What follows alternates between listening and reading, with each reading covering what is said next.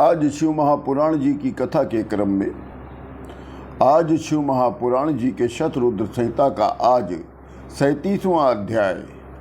इस अध्याय का नाम है द्वैत वन में पांडवों के स्थित होने पर अर्जुन को व्यास जी का चंद्रकील पर्वत पर भेजना।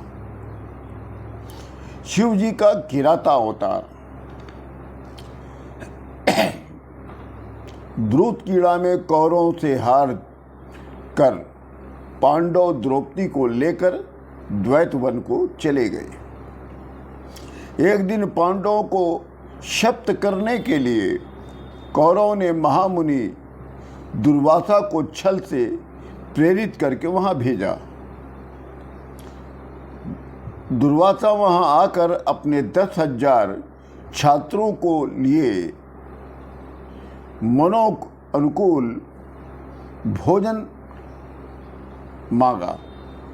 तब पांडव ने उनकी बातों को तो स्वीकार कर लिया और स्वीकार करके दुर्वासा ऋषि और उनके 10,000 शिष्यों और छात्रों को स्नान करने के लिए गंगा तट पर भेज दिया।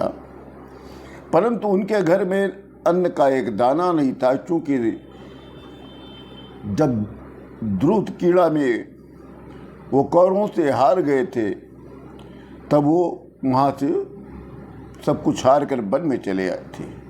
वन में उनके पास कुछ था नहीं और छल से दुर्योधन ने दुर्वासा ऋषि को उनको भेजा था और उनके 10,000 शिष्य थे और उन्होंने अपने 10,000 शिष्यों सहित सबका भोजन मांग लिया और पांडवों ने हाँ भी कर लिया। दुखी होकर पांडव लोग जब देखा कि अन्न का दाना नहीं एक भी है तो उन्होंने प्राण त्यागने का मन बना लिया। इस आपत्ति के समय द्रौपदी ने श्री कृष्ण भगवान का स्मरण किया। तब श्री कृष्ण भगवान वहां आकर द्रौपदी के द्वारा दुर्वासा ऋषि सहित उनके 10,000 शिष्यों को भोजन कराकर तृप्त करा दिया।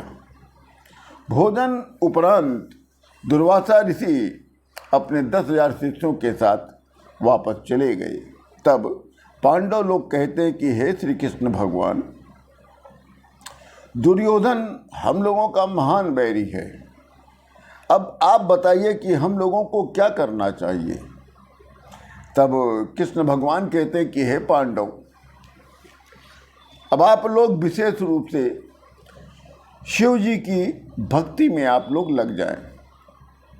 मैं भी अपने गुरु उपमन्यु की आज्ञा से बटुक पर्वत पर 7 मास शिव जी की भक्ति की थी, तपस्या किया था।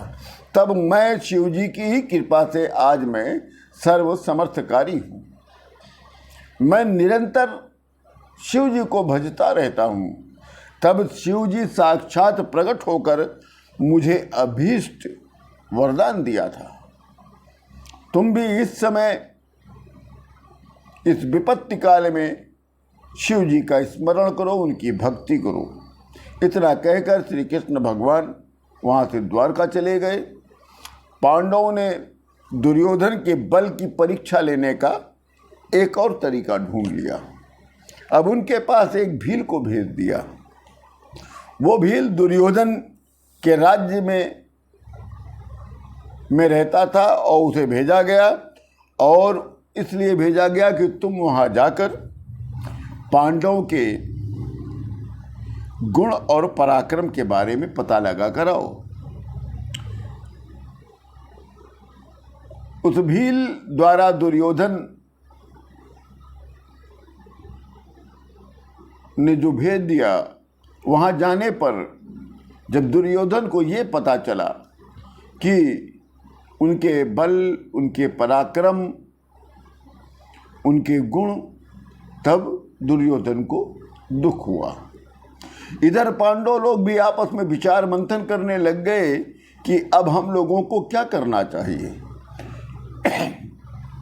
यद्यपि हम लोग युद्ध करने में असमर्थ हैं, इस समय सत्यपात से बंधे हुए होने के कारण हम लोग युद्ध भी नहीं कर सकते।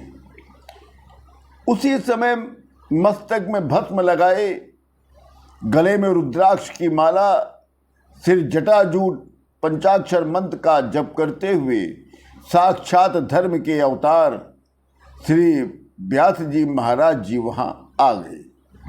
व्यास जी को जब देखा है तो पांडव लोग प्रसन्नता पूर्वक खड़े हो गए, उनकी चरण वंदना किया है, उनको आसन दिया है, उनकी स्तुति की, उनकी पूजा भी किया और जो था उनके पास उसको दान भी दिया।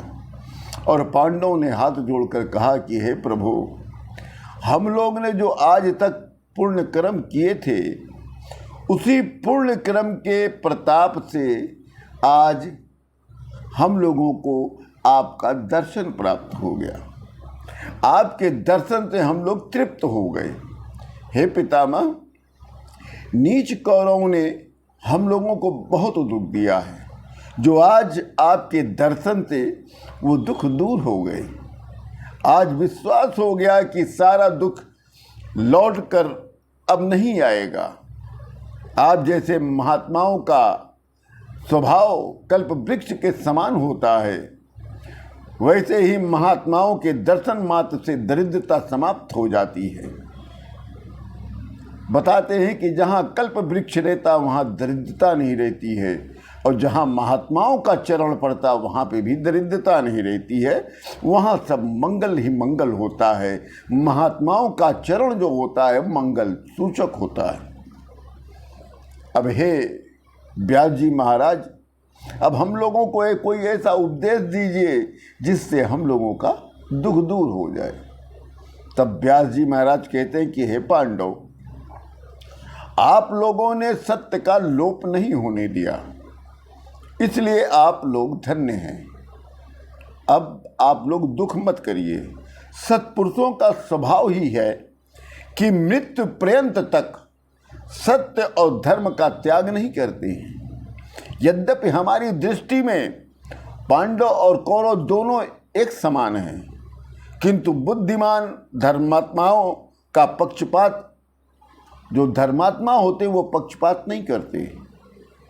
दुष्ट धृतराष्ट्र ने सर्वप्रथम धर्म का त्याग किया, जो तुम लोगों का उसने राज्य हड़प लिया।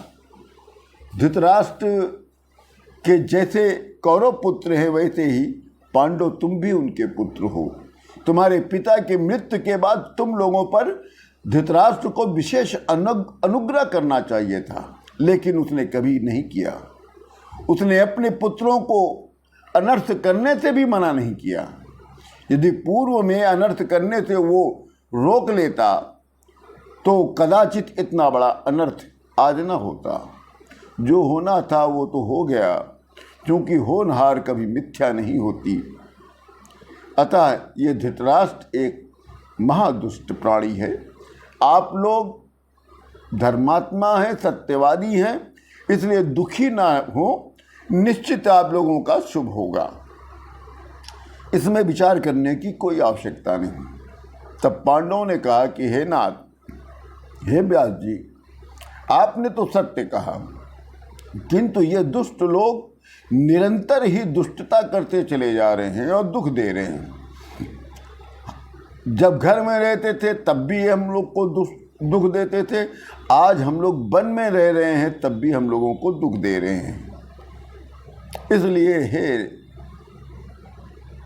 नाथ, हमारे अशुभ का आप नाश करें और हम सबका कल्याण करें और कल्याण के मार्ग को आप प्रशस्त कर दें।